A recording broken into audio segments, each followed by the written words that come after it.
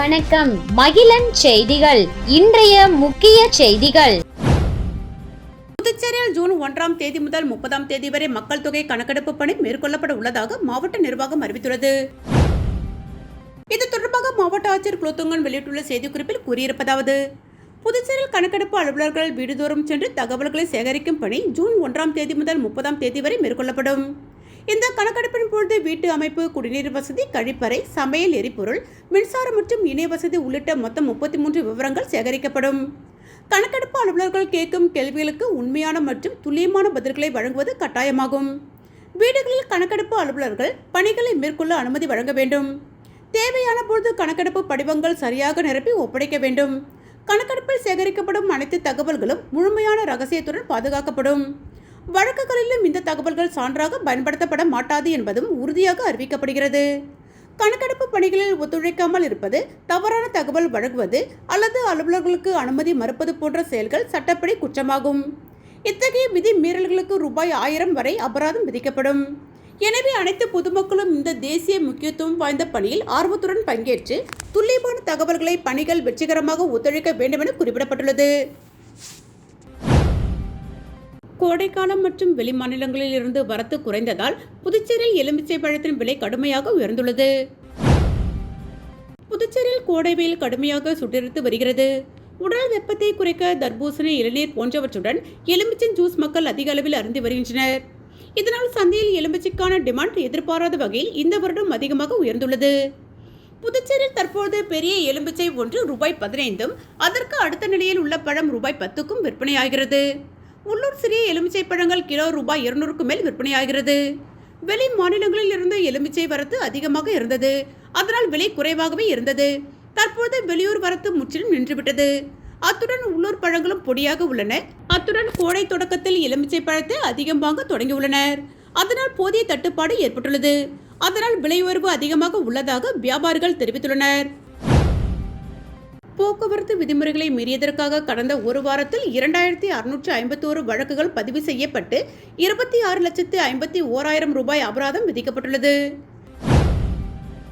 இதுகுறித்து போக்குவரத்து senior SP Divya வெளியிட்டுள்ள செய்திக்குறிப்பில் கூறியிருப்பதாவது: சாலை பயணிகளின் பாதுகாப்பை கருத்தில் கொண்டு புதுச்சேரி முழுவதும் முக்கிய சந்திப்புகள் மற்றும் விபத்து அபாயமுள்ள பகுதிகளில் போக்குவரத்து காவல்துறை தீவிர கண்காணிப்பில் ஈடுபட்டது. கடந்த ஒரு வாரத்தில் மட்டும் போக்குவரத்து விதிகளை மீறியதற்காக மொத்தம் 2651 வழக்குகள் பதிவு செய்யப்பட்டு 26,51,000 ரூபாய் அபராதம் விதிக்கப்பட்டுள்ளது.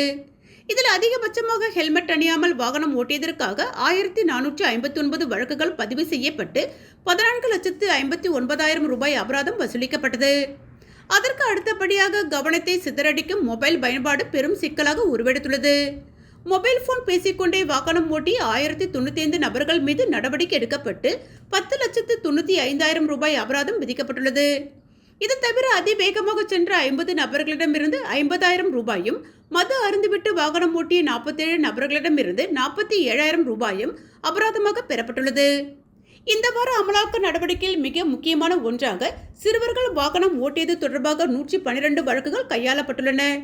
இச்சம்பவங்களில் சம்பந்தப்பட்ட சிறுவர்களின் பெற்றோர்கள் நேரடியாக காவல் நிலையத்திற்கு வரவழைக்கப்பட்டு அவர்களுக்கு தீவிர ஆலோசனைகளும் எச்சரிக்கைகளும் வழங்கப்பட்டன என குறிப்பிடப்பட்டுள்ளது. ஸ்ரீ நாகாத்தம்மன் ஆலயத்தில் அருள்மிகு ஸ்ரீ சுந்தரேஸ்வரர் மீனாட்சி திருக்கல்யாணம் மற்றும் ஸ்ரீதேவி பூதேவி வரதராஜ பெருமாள் திருக்கல்யாணம் சிறப்பாக நடைபெற்றது. புதுச்சேரி கொட்டுப்பாளையம் பகுதியில் அமைந்துள்ளது ஸ்ரீ நாகாத்தம்மன் திருக்கோவில். இத்திருக்கோவில் சித்திரை பெருவிழாவை முன்னிட்டு 23ஆம் ஆண்டு நிகழ்வாக ஸ்ரீ மீனாட்சி சுந்தரேஸ்வரர் திருக்கல்யாண வைபவமும் 10ஆம் ஆண்டு ஸ்ரீதேவி பூதேவி சமேத ஸ்ரீ வரதராஜ பெருமாள் திருக்கல்யாண வைபவம் நடைபெற்றது. யாகசாலையில் வைக்கப்பட்ட மாங்கல்யம் வேத பாராயணம் பாட சுவாமிகளுக்கு அர்ச்சகர்கள் அணிவித்து மகா தீபாவளி காண்பிக்கப்பட்டது. இதில் பக்தர்கள் அனைவரும் கலந்து கொண்டு மீனாட்சி சுந்தரேஸ்வரர் மற்றும் வரதராஜ பெருமாளை வழிபட்டு திருக்கல்யாண மாங்கலத்தை பிரசாதமாக பெற்றுச் சென்றனர். தமிழ்நாடு தவ்ஹீத் ஜமாத் புதுச்சேரி மாவட்ட பொதுக்குழு கூட்டத்தில் முஸ்லிம்களுக்கு கல்வி, வேலைவாய்ப்பில் 6% இடஒதுக்கீடு வழங்க வேண்டும் உள்ளிட்ட பல்வேறு தீர்மானங்கள் நிறைவேற்றப்பட்டன. தமிழ்நாடு தவ்ஹீத் ஜமாத் புதுச்சேரி மாவட்டத்தின் பொதுக்குழு கூட்டம் மாநில நிர்வாகிகளின் முன்னிலையில் நடைபெற்றது. மாவட்ட தலைவர் அபீப் ரஹ்மான் தலைமையில் நடைபெற்ற கூட்டத்தில் மாநில துணை பொதுச் செயலாளர் அப்துல் ரஹீம், மாநில செயலாளர் சித்திக் முன்னிலை வகித்தனர். மாவட்ட செயலாளர் இர்ஷாத் அகமது கடந்த ஓராண்டு கால செயல்பாடுகளின் ஆண்டு அறிக்கையும் மாவட்ட பொருளாளர் அபுபக்கர் சித்திக் வரவு செலவு கணக்கு அறிக்கையும் தாக்கல் செய்தனர். இப்பொதுக்குழுவில் புதுச்சேரியில் கல்வி வேலைவாய்ப்பில் தற்போது முஸ்லிம் சமூகத்திற்கு வழங்கப்படும் 2% இடஒதுக்கீட்டை 6% உயர்த்தி வழங்க வேண்டும். திருப்புவனை அல்லது அருகிலுள்ள பகுதியில் முஸ்லிம் சமுதாய மக்களை நல்லடக்கம் செய்வதற்கு உடனடியாக புதிய தகுதியான நிலத்தை ஒதுக்கி வழங்க வேண்டும். புதுச்சேரி நகரமும் அதன் சுற்றுப்புற குடியிருப்பு பகுதியில் உள்ள ரெஸ்டோபார்களின் உரிமத்தை ரத்து செய்ய வேண்டும் உட்பட பல்வேறு தீர்மானங்கள் நிறைவேற்றப்பட்டன. மேலும் புதுச்சேரி மாவட்டத்தின் புதிய நிர்வாகிகளாக மாவட்ட தலைவர் அபுபக்கர் சித்திக், மாவட்ட செயலாளர் இர்ஷாத் அகமது, மாவட்ட பொருளாளர் முகமது முபாரக், மாவட்ட துணைத் தலைவர் ஹபீப் ரகுமான், மாவட்ட துணை செயலாளர் ஹபீப் ரகுமான், மாவட்ட துணை செயலாளர் ஷாஜகான் ஆகியோர் தேர்வு செய்யப்பட்டனர். இதில் கிளை நிர்வாகிகள் 60க்கும் மேற்பட்டோர் கலந்து கொண்டனர்.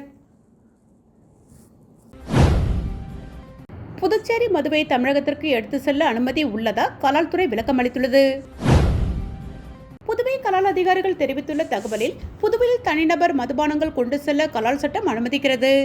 இதன்படி தனிநபர் ஒருவர் தன் சொந்த நுகர்வுக்காக இந்தியாவில் தயாரிக்கப்பட்ட வெளிநாட்டு மதுபானங்களை 4.5 லிட்டர் வரை வைத்திருக்கலாம். வெளிநாட்டு இறக்குமதி மதுபானமாக இருந்தாலும் 4.5 லிட்டர் வைத்திருக்கலாம். இது பிராந்தி, பிஸ்கி, ஜின், ரம் மது வகைகளுக்கு பொருந்தும். பீர் என்றால் 9 லிட்டர், கல்லுக்கு 1 லிட்டர் தன் நுகர்வுக்காக வைத்திருக்கலாம். சாராயம் 4 லிட்டர் வைத்திருக்கலாம். அந்த அளவை கடந்து வைத்திருந்தால் அபராதத்துடன் வழக்கு தொடரலாம். இவை அனைத்துமே புதுவை எல்லைக்குள் தான் பொருந்தும். அந்த மதுபானங்களை தமிழக பகுதிக்கு கொண்டு சென்றால் பொருந்தாது. அண்டை மாநிலங்களில் இருந்து தமிழகத்திற்குள் மதுபானம் கொண்டு வருவது சட்டப்படி குற்றம். அந்தந்த மாநில கலால்துறையின் அனுமதி இல்லை என்றால் கடத்தலாக கருதி வழக்கு பதிவு செய்வர். தமிழகத்தில் சாராயம், கல்லுக்கு தடை உள்ளது. புதுவையில் 4 லிட்டர் சாராயம், 1 லிட்டர் கல் கொண்டு செல்லலாம். புதுவை கலால் விதியை காரணம் காட்டி தமிழக பகுதிக்கு மதுபானங்களை கொண்டு செல்வது தவறு. ஐகோர்ட் கூறிவிட்டது என புதுவை மதுவுடன் தமிழக எல்லையில் நுழைந்தால் சிறைக்குதான் செல்ல நேரிடும். இரு மாநிலங்களுக்கும் பொதுவான தெளிவான வழிகாட்டுதல் வரும் வரை இது கடைபிடிக்கப்படும் என தெரிவித்தனர். புதுச்சேரி உழவர்கரை பகுதியில் அமைந்துள்ள ஸ்ரீ மீனாட்சி சுந்தரேஸ்வரர் திருக்கோவில் சித்திரை திருவிழாவை முன்னிட்டு திருக்கல்யாண வைபவம் நடைபெற்றது. புதுச்சேரி மேரி உழவர்கரை பகுதியில் அமைந்துள்ளது அருள்மிகு ஸ்ரீ மீனாட்சி சுந்தரேஸ்வரர் மற்றும் முத்துமாரியம்மன் தேவஸ்தானம். இந்த திருக்கோவில் சித்திரை பெருவிழாவை முன்னிட்டு திருக்கல்யாண மகோற்சவம் நடைபெற்றது.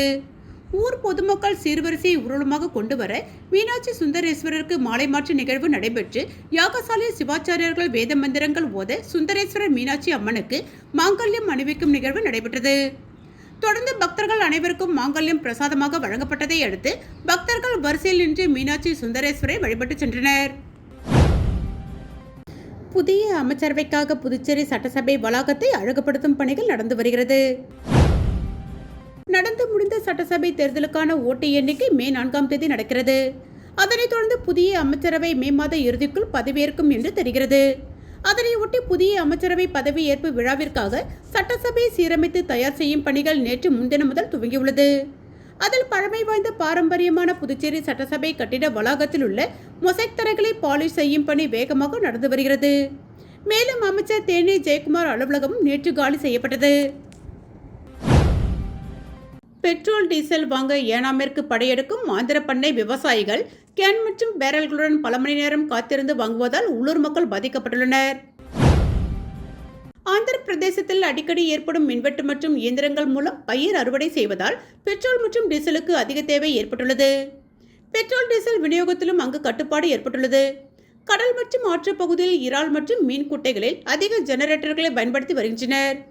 இந்த சூழ்நிலை காரணமாக ஆந்திராவை ஒட்டியுள்ள புதுச்சேரி பிராந்தியமான ஏனாமில் பெட்ரோல் மற்றும் டீசல் வாங்க வருவதால் உள்ளூர் மக்களுக்கு தட்டுப்பாடு ஏற்பட்டுள்ளது.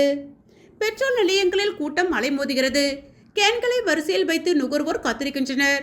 பெட்ரோல் நிலையங்களில் காவல்துறை முன்னிலையில் எரிபொருள் விநியோகம் நடத்த ஏனாம் நிர்வாகம் தற்போது நடவடிக்கை எடுத்துள்ளது. ஏனாம் காவல் கண்காணிப்பாளர் வரதராஜன் மேற்பார்வையில் மக்களுக்கு தடையின்றி எரிபொருள் கிடைக்க ஏற்பாடு செய்யப்பட்டது. எண்ணெய் நிறுவனங்களிடம் இருந்து வரும் விநியோகத்தில் ஏற்பட்ட சிக்கல்கள் காரணமாக கடந்த சில நாட்களாக எரிபொருள் தட்டுப்பாடு நிலவி வருகிறது. இதனால் இன்று முதல் ஏனாம் உள்ளூர் மக்களுக்கு பெட்ரோல் மற்றும் டீசல் ஆகியவை உள்ளூர் பெட்ரோல் நிலையங்களில் காலை 5 மணி முதல் காலை 8 மணி வரை மட்டுமே விற்பனை செய்யப்படும் என அறிவிக்கப்பட்டுள்ளது. அண்டை மாநிலமான ஆந்திர பிரதேசத்தை விட ஏனாமில் எரிபொருள் விலை ரூபாய் 12 முதல் 14 வரை குறைவாக உள்ளது. எனவே ஆந்திர பிரதேசத்தை சேர்ந்த ஆயிரக்கணக்கான மக்கள், குறிப்பாக விவசாயிகள், பிளாஸ்டிக் கேன் மற்றும் பேரல்களுடன் எரிபொருள் வாங்க ஏனாமிற்கு திரண்டு வருகின்றனர். பல்வேறு சங்கங்கள் இப்பிரச்சனையை எழுப்பியதை தொடர்ந்து பிராந்திய நிர்வாக அதிகாரி சிவராஜ் மீனா பெட்ரோல் நிலைய உரிமையாளர்களுடன் ஆலோசனை நடத்தி காலை 5 மணி முதல் 8 மணி வரையிலான இந்த நேரத்தை ஏனாம் மக்களுக்கு பிரத்யேகமாக ஒதுக்கீடு செய்து உத்தரவிட்டார். ஆந்திர பிரதேசத்தில் இருந்து வாங்குபவர்கள் வருவதற்கு முன்பாகவே உள்ளூர் மக்கள் எரிபொருளை பெற்றுக்கொள்ளும் வகையில் ஏனாம் நிர்வாகம் அதிகாலை நேரங்களை அவர்களுக்காக இன்று முதல் ஒதுக்கியுள்ளது. புதுச்சேரியில் பட்டதாரி இளைஞர் கடப்பாறையால் அடித்து கொலை செய்யப்பட்ட சம்பவம் பெரும் பரபரப்பை ஏற்படுத்தியுள்ளது. புதுச்சேரி அடுத்த கிருமம்பாக்கம் அருகே மணப்பட்டு மாரியம்மன் கோவில் தெருவை சேர்ந்தவர் மணிகண்டன், வயது 35. வெளியூரில் உள்ள தனியார் நிறுவனத்தில் வேலை செய்து வந்தார். இன்று காலை திடீரென மணிகண்டன் வீட்டிலிருந்து அலறல் சத்தம் கேட்டு அக்கம் பக்கத்தினர் திரண்டு வந்து பார்த்தனர். அப்போது மணிகண்டன் ரத்த வெள்ளத்தில் பிணமாக கிடந்ததை கண்டு அதிர்ச்சி அடைந்தனர். அருகில் ரத்தம் தோய்ந்த கடப்பாறை கிடந்தது. இது குறித்து தகவல் அறிந்த மணிகண்டனின் அம்மா சாந்தி வீட்டிற்கு விரைந்து வந்தார். அங்கு மகன் பிணமாக கிடப்பதை பார்த்து அலறி துடித்தார். பின்னர் அவர் அளித்த புகாரின் பேரில் கிருமம்பாக்கம் போலீசார் சம்பவ இடத்திற்கு விரைந்து வந்து உடலை கைப்பற்றி பிரேத பரிசோதனைக்காக கதிர்காமம் அரசு மருத்துவமனைக்கு அனுப்பி வைத்தனர். இது தொடர்பாக போலீசார் வழக்கு பதிவு செய்து விசாரணை நடத்தியதில் கொலை செய்யப்பட்ட இன்ஜினியர் மணிகண்டன் அதே பகுதியில் உள்ள பெண் ஒருவருடன் பேசி வந்ததாக கூறப்படுகிறது. இதனால் மணிகண்டனுக்கும் அந்த பெண்ணின் கணவருக்கும் அடிக்கடி தகராறு இருந்து வந்துள்ளது. இந்த நிலையில் மணிகண்டன் தாயார் விவசாய வேலைக்கு செல்வதை நோட்டமிட்டு அவர் வீட்டில் யாரும் இல்லாததால் வாய்ப்பை பயன்படுத்தி தூங்கிக் கொண்டிருந்த மணிகண்டனை கடப்பாறையில் அடித்து கொலை செய்து தெரியவந்தது. இது தொடர்பாக போலீசார் விசாரணை நடத்தி வருகிறார்கள். இத்துடன் மகிழன் செய்திகள் நிறைவடைந்தன. நன்றி.